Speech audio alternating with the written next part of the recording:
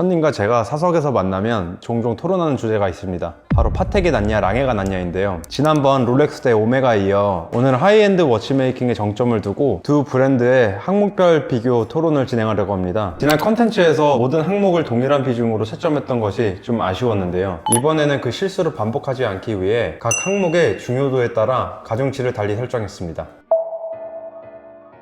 파텍은 1839년 폴란드의 망명귀족 앙투안 파텍이 시계 제작자 프랑스와 차펙과 함께 파텍, 차펙을 설립하며 역사가 시작됩니다. 이후 1844년 파리 전시회에서 앙투안 파텍은 장 아르디안 필립을 만나게 되는데요. 당시 필립은 세계 최초로 열쇠 없이 용두만으로 태엽을 감고 시간을 맞추는 메커니즘을 발명한 상태였습니다. 그 기술력을 인정한 파텍이 1851년 필립을 파트너로 영입하며 지금의 파텍 필립으로 공식 변경합니다. 1930년대 초 세계 대공황으로 경영난에 처하자 당시 파텍에 다이얼을 공급하던 스턴 가문이 회사를 인수했고 현재까지 4대째 가족 경영 체제를 유지하고 있습니다. 인수 직후인 1932년에는 바우하우스 철학을 반영한 라운드 드레스워치 칼라트라바를 출시했는데 이 모델은 지금까지도 현대 드레스워치의 표준 디자인으로 불립니다. 파텍 필립은 아주 오래전부터 아카이브 시스템의 중요성을 이해하고 있었습니다. 1839년 창립 이래 판매된 모든 시계의 일련 번호, 판매일, 구매자 정보를 담은 기록을 보유하고 있죠.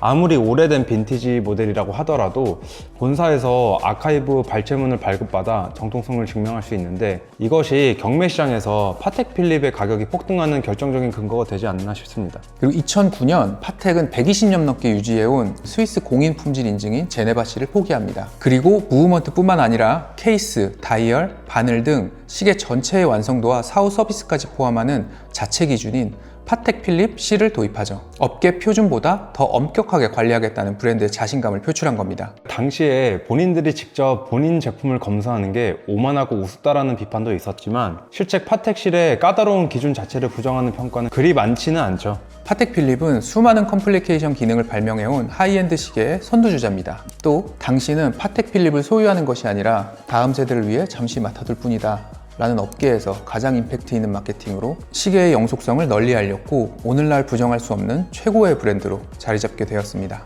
현재 CEO인 티에리 스턴은 이런 말을 하기도 했습니다. 우리는 성장할 필요가 없다. 성장은 우리를 죽일 것이다. 파텍의 역사를 보면 단순히 오래된 브랜드라기보다는 한 번도 끊기지 않고 이어온 시계 문화 자체의 역사라고 볼 수 있습니다. 시계의 역사에서 많은 기술적 이정표를 만들어 온 브랜드로서 저는 파텍의 점수는 10점 만점에 10점을 주도록 하겠습니다. 이 부분에 있어서는 저도 의견이 없을 것 같습니다. 시계를 조금이라도 아시는 분들은 파텍 필립이 최고의 브랜드라고 다들 인식을 하고 있는 만큼 헤리티지 면에서는 사실 깔 게 없는 것 같고 저도 이 항목에서는 10점 주겠습니다.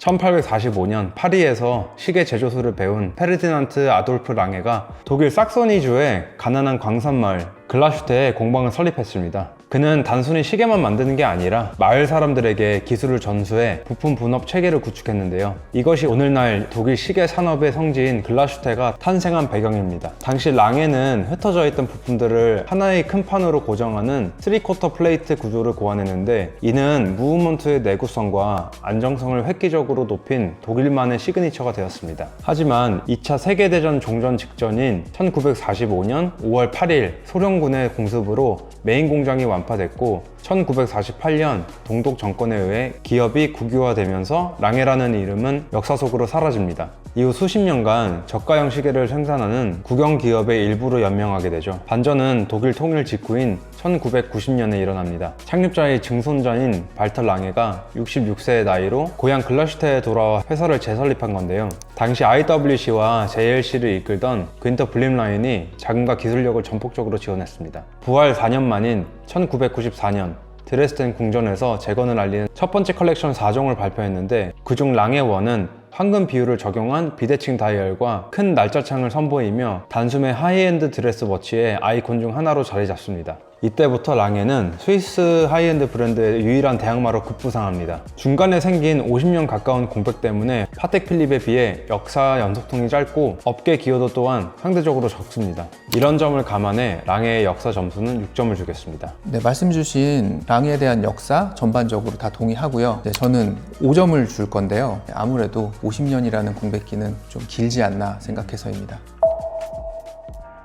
파텍의 컬렉션을 보면 한 가지 특징이 가장 먼저 보여요. 굉장히 보수적인데 동시에 의도적으로 천천히 움직이는 브랜드라는 점입니다. 많은 브랜드들은 시장 트렌드가 바뀌면 컬렉션을 늘리거나 그 트렌드에 맞게 방향을 바꾸는 경우가 많은데 파텍은 거의 그렇게 하지 않습니다. 컬렉션의 큰 틀 자체가 오랫동안 크게 변하지 않았습니다. 그래서 파텍 시계를 좋아하시는 분들이라면 다들 아시는 대표 컬렉션들이 있습니다. 칼라트라바, 골든 엘립스, 곤돌로 같은 클래식 라인들이죠. 이 컬렉션들을 보면 디자인의 방향이 크게 바뀌기보다는 비율이나 디테일을 조금씩 다듬으면서 천천히 진화해 왔다는 느낌이 강합니다. 수십 년 전 모델과 지금 모델을 비교해보면 완전히 다른 시계라기보다는 같은 디자인이 자연스럽게 발전해온 느낌에 가깝습니다. 흥미로운 점은 최근 몇 년 사이 이런 클래식 라인에서도 조금씩 더 젊은 감각이 반영되기 시작했다는 점입니다. 크게 티가 나는 변화는 아니지만 이런 미묘한 변화들이 오히려 요즘 시장에서는 꽤 좋은 반응을 얻고 있죠. 그리고 자연스럽게 이어지는 라인이 노틸러스, 아쿠아넛, 그리고 최근 등장한 큐비터스 같은 스포츠 컬렉션입니다. 사실 지금 시장에서도 가장 많은 관심을 받는 것도 이 라인들이긴 합니다. 노틸러스와 아쿠아넛은 이미 파텍을 대표하는 스포츠워치가 되었고 큐비터스도 그 흐름 속에서 새롭게 추가된 컬렉션이라고 볼 수 있습니다. 다만 재밌는 점은 이런 스포츠 라인들도 다른 브랜드들처럼 계속 확장된다기보다는 여전히 어느 정도는 파텍다운 절제된 방식으로 운영되고 있다는 점입니다. 그리고 마지막으로 파텍 컬렉션의 정점은 결국 컴플리케이션과 그랜드 컴플리케이션 라인이라고 생각합니다. 사실 많은 브랜드들도 이제 퍼페추얼 캘린더나 미니 리피터 같은 복잡 기능 시계들을 만들 수 있습니다. 기술 자체만 보면 파텍만 할 수 있는 영역이라고 말하기는 어려운 시대가 됐죠. 그런데도 파텍의 컴플리케이션을 보면 확실히 다른 느낌이 있습니다. 기능적으로 굉장히 복잡한데도 시계 자체가 얇고 균형이 좋습니다. 다이얼도 복잡해 보이기보다는 오히려 굉장히 정돈된 느낌이 강합니다. 이 얇고 작게 만든다는 게 생각보다 굉장히 어려운 일입니다. 보통 기능이 많아질수록 시계는 두꺼워지고 다이얼도 복잡해지기 쉽거든요. 결국 컬렉션 전체를 놓고 보면 파텍은 드레스워치, 스포츠워치, 그리고 최고 수준의 컴플리케이션까지 구조적으로 굉장히 균형이 잘 잡힌 브랜드라고 생각합니다. 하지만 결론적으로 저는 9점을 주겠습니다. 1점을 깎은 이유도 분명히 있습니다. 첫 번째는 요즘 시장에서 파텍 컬렉션의 관심이 노틸러스와 아쿠아넛 같은 스포츠 라인에 너무 집중되어 있다는 점입니다. 파텍의 진짜 강점은 사실 컴플리케이션 쪽에 있는데 파텍이 의도하는 바는 아닌 것 같습니다만 시장에서는 스포츠워치가 브랜드 이미지를 거의 대표하는 상황이 된 점은 조금 아쉽더라고요. 두 번째는 컬렉션이 다른데도 같은 무브먼트를 공유하는 경우가 종종 있다는 점이죠. 물론 파텍의 무브먼트 완성도 자체는 매우 뛰어나지만 가격대와 브랜드 위상을 생각하면 조금 더 다양한 접근이 있었어도 좋지 않았을까라는 생각을 합니다. 제가 봐도 최고의 브랜드답게 컬렉션 라인업은 대체적으로 보수적이지만 다양한 소비층을 포용할 수 있도록 구성 자체는 매우 치밀하다고 생각합니다. 개인적으로는 최근에 출시한 모델들이 스포티하지 않나라는 생각이 들고 그럴 바에는 아예 별개의 신규 라인업으로 전개했으면 어땠을까 하는 아쉬움이 남습니다. 제가 봐도 노틸러스, 큐비터스, 아쿠아넛이 문제라고 생각을 합니다. 예전 영상에서 과대평가되었다고 언급했다가 시청자분들께 한 소리 듣기도 했었죠. 물론 브랜드 입장에서는 효자 노릇을 톡톡히 하는 필수 럭셔리 스포츠워치 라인이지만 냉정히 따져볼 필요는 있다고 생각합니다. 천님께서 방금 말씀해주신 것처럼 전용 무브먼트가 탑재된 것도 아니고 드레스워치 라인과 무브먼트를 공유하면서 컬렉션에 걸맞는 충격 흡수 기능이나 방수 등급이 뛰어난 것도 아니니까요. 그래서 저도 똑같이 9점을 부여하겠습니다. 부활한 지 그리 오래되지 않았음에도 랑의 컬렉션은 이미 상당히 다양하며 출시된 칼리버 수 또한 엄청납니다. 우선 랑의1은 브랜드의 정체성 그 자체인데요. 황금 비율을 적용한 비대칭 다이얼은 시계 디자인 역사상 가장 완벽한 설계 중 하나로 꼽히죠. 삭소니아는 극대로 절제된 디자인을 통해 본질에 충실하겠다는 브랜드 철학을 가장 잘 보여주는 라인입니다. 단순한 타임 온리 모델부터 미니 리피터, 퍼페추얼 캘린더까지 광범위한 기능을 보유하고 있으며 다이얼의 변주도 다양한 라인입니다. 182로는 마린 크로노미터에서 영감을 받은 디자인입니다. 랑의1이 너무 파격적이고 삭소니아가 다소 심심하게 느껴지는 분들에게 최고의 대안이 되죠. 리차드 랑에는 관측용 시계의 현대적 해석이라 할 수 있는데 가독성과 정밀도에 집중한 정갈한 디자인이 특징이며 랑의 엔지니어링 면모가 가장 짙게 묻어나는 컬렉션입니다. 자이트베르크는 기계식 시계임에도 숫자가 딱딱 넘어가는 디지털 방식으로 시간을 표현하죠. 엄청난 동력이 필요한 기술이라 생산이 매우 어렵다고 하는데 현재 오직 랑에만 이 방식을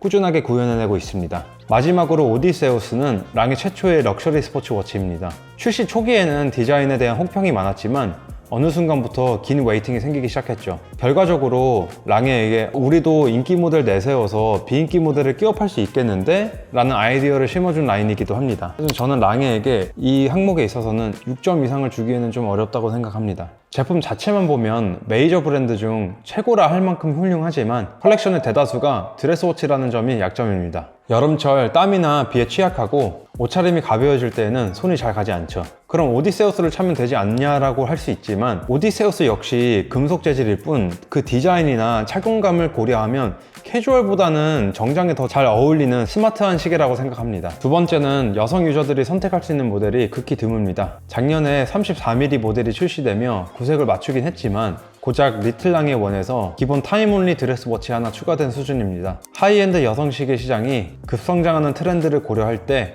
랑의 행보는 느리고 보수적이라는 의견입니다. 개인적으로 가장 불만인 지점은 한정판의 비중과 반복되는 색깔 놀이인데요. 새로운 기술적 혁신보다는 기존 모델의 다이얼 색상이나 케이스 소재만 바꿔 한정판으로 출시하는 경우가 잦아지고 있습니다. 제가 예전에 시계가 비싼 이유라는 영상에서 언급했듯이 무브먼트 개발은 막대한 시간과 비용이 듭니다. 연간 5,000개 정도만 생산하는 브랜드에게 매번 새로운 칼리버를 요구하는 건 현실적으로 불가능합니다. 하지만 소재나 다이얼만 바꾼 한정판을 내세워 이른바 번들링을 유도하는 컬렉션 구성은 골수 팬들에게 상당한 피로감을 줍니다. 오늘 촬영일 기준으로 홈페이지에 등록된 115개의 모델 중 한정판은 41개이며 그중 15개는 비한정판과 동일한 무브먼트를 사용합니다. 전체 라인업의 36%가 한정판이라면 한정판이라는 단어의 의미 자체가 희석될 수밖에 없겠죠. 이러한 라인업은 매출 가시성을 확보하기 위한 철저한 비즈니스 모델에 가깝다고 생각합니다. 한정판 물량을 연도별로 배분해 매출을 확정짓고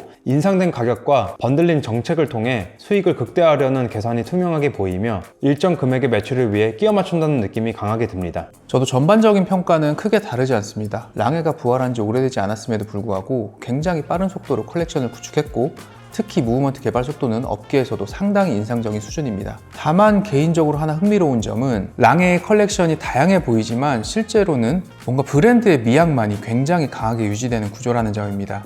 어떤 모델을 보더라도 이건 랑해다 라는 느낌이 들죠. 브랜드 아이덴티티가 매우 명확하다는 뜻이지만 동시에 디자인의 스펙트럼이 넓다고 보기에는 좀 어렵다고 생각합니다. 또 이거 이어서 생각해 볼 수 있는 부분이 이건 제 개인적인 생각일 수 있겠지만 컬렉션 간의 경계가 상당히 얇다고 생각이 들어요. 예를 들어서 삭소니아 182로 리차드 랑해 같은 라인들은 각각의 철학이 분명히 존재하겠지만 일반 소비자의 입장에서 봤을 때 차이가 크게 느껴지지 않는 경우도 있습니다. 그리고 여기서 마지막으로 한 가지만 덧붙이자면 랑해는 여전히 컬렉션의 확장 과정에 있는 브랜드라고 생각합니다. 파텍이나 바쉐론처럼 수십 년 동안 축적된 구조가 있는 브랜드와 비교하면 아직은 시간이 더 필요한 단계일 수 있습니다. 지금도 충분히 훌륭하지만 앞으로 더 발전할 여지가 남아있는 브랜드라는 의미에서 전 7점을 주겠습니다.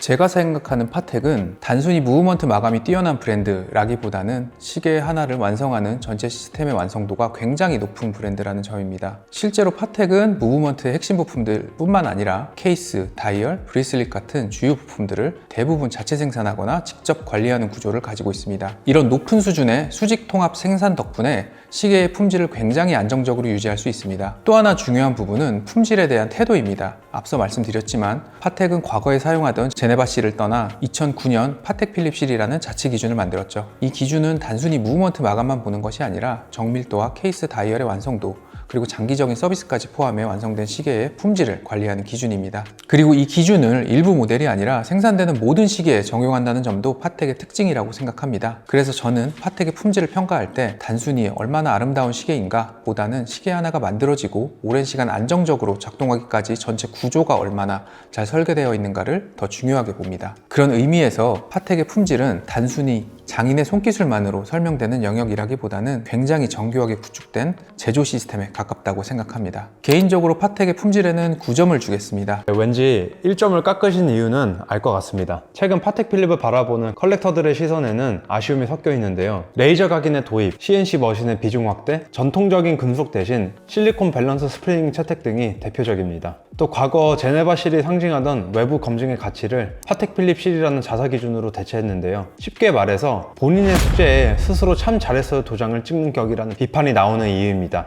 하지만 실제로는 파텍 필립실의 기준은 제네바실보다 엄격하며 파텍은 이 기준을 완벽에 가깝게 준수하고 있습니다. 또한 랑에가 전 모델에 적용하는 이중 조립 공정을 파텍은 상위 라인업에만 선별적으로 적용하고 있다는 점도 언급이 필요합니다. 엔트리 모델의 완성도나 마감에서 다소 힘을 빼는 파텍의 전략과 달리 랑에는 극히 일부의 예외를 제외하면 전 라인업에서 일관된 마감 기준을 고수합니다. 철저한 끝나누기를 지향하는 파텍과 전 모델의 예소화를 추구하는 랑에의 철학적 격차가 드러나는 대목입니다. 제품의 전반적인 QC나 안정성에 대한 평가는 긍정적이지만 사후 서비스는 또 다른 문제입니다. 오버홀이나 수리를 위해 스위스 본사로 시계를 보낼 경우 짧게는 6개월에서 길게는 12개월까지 소요되는 대기 시간은 컬렉터들에게 상당한 피로감을 줍니다. 효율 중심의 제조 공정과 브랜드 정책, 그리고 준수하지만 느린 서비스를 종합적으로 고려하여 파텍 필립의 품질 및 서비스 점수는 7.5점으로 책정하겠습니다. 앞서 설명해 드렸듯이 랑의 품질의 핵심은 모든 시계는 2번 조립된다 라는 타협 없는 원칙에 있습니다. 첫 번째 조립 단계에서 무브먼트의 모든 기계적 성능을 맞추는 레귤레이팅 작업을 완수하고 그 직후 시계를 다시 전부 분해합니다. 레귤레이팅 과정에서 불가피하게 발생하는 미세한 스크래치와 오염을 완벽하게 제거하기 위해 재세척과 최종 피니싱 공정을 거치며 그제야 비로소 진정한 의미의 정식 조립을 진행하는 것입니다. 랑에는 무브먼트 소재부터 타 브랜드와 다른데요. 무브먼트 플레이트의 소재로 사용되는 점원 실버는 구리, 아연, 니켈의 합금인데 특히 구리 함량이 높기 때문에 산소와 습기는 물론 작업자의 땀에도 극도로 민감하게 반응합니다. 처음 가공했을 때는 차가운 은색에 가깝지만 세월이 흐르며 공기와 반응해 익어가는 은은한 밀집색의 광택과 깊이감은 도금을 입힌 다른 소재로는 재현할 수 없습니다. 성능 측면에서 봐도 젊은 실버는 일반적인 시계 브랜드들이 사용하는 황동보다 훨씬 단단하고 강성이 높습니다. 덕분에 무브먼트 내부에서 회전하는 수많은 톱니바퀴 축들을 견고하게 지탱해주며 공기 중 부식에도 강해 여러모로 뛰어난 내구성을 자랑합니다. 결정적인 차이는 마감 방식에 있는데요. 파텍 필립을 포함한 대다수의 브랜드가 황동 위에 로듐이나 금을 도금하여 제작 과정에서 생긴 흠집을 가리는 방식을 취하는 것과 달리 랑에는 무코팅 상태로 소재를 노출합니다. 가릴 방법이 없기에 제작 중 발생하는 기스나 찍힘도 허용되지 않으며 실수가 발생하면 플레이트 전체를 폐기해야 하는 리스크를 감수해야 합니다. 또한 조립 중 맨손으로 살짝만 만져도 즉시 지문 모양의 변색이 시작되어 표면에 영구적으로 고착되며 드라이버나 핀셋 끝에 살짝 긁히기만 해도 회복 불가능한 상처가 남을 정도로 다루기 어려운 소재임에도 랑에는 이를 특정 라인이 아닌 전 모델에 예외 없이 적용하고 있습니다. 시계를 전혀 모르는 사람이 랑의 무브먼트를 처음 대면했을 때 대다수가 아름답다, 신기하다라는 반응을 보이는 이유는 이처럼 극한의 난이도를 뚫고 완성된 마감의 화려함과 수준이 객관적으로도 압도적이기 때문입니다. 랑의 품질이 대단하다고 평가받는 마지막 이유는 모든 시계의 밸런스 콕에 새겨진 장인의 손길에 있습니다. 랑에는 전 모델의 밸런스 콕에 숙련된 조각가가 직접 손으로 고유의 꽃무늬를 핸드 인그레이빙합니다. 루페를 통해 이를 자세히 들여다보면 장인마다 미세하게 다른 칼끝의 깊이와 궤적을 확인할 수 있습니다. 실제로 이 조각의 패턴만으로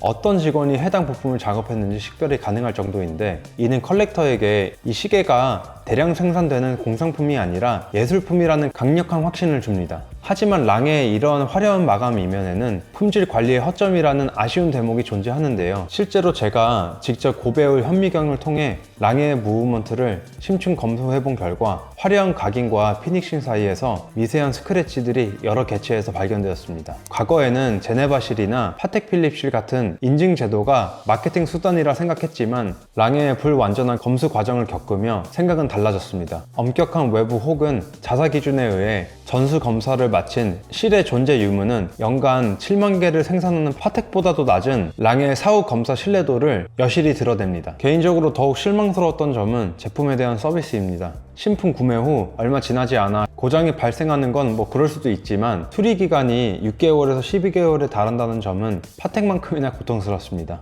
특히 대부분의 매장이 직영으로 운영되어 본사와 소통이 원활함에도 불구하고 수리 진행 상황이나 업데이트에 대한 피드백이 전무하다는 점은 컬렉터를 지치게 만드는 결정적인 요소입니다. 네, 말씀하신 내용에 전반적으로 다 동의합니다. 랑의 품질에는 저는 9점을 주고 싶은데요. 이제 말씀하신 것처럼 고배율로 봤을 때 스크래치가 보이신다고 했는데 저는 아직 보지 못했고요. 네, 그럼에도 불구하고 랑의 무브먼트 완성도와 장인적 표현은 업계에서 최고 수준이라고 생각하기 때문에 저는 9점을 줬습니다.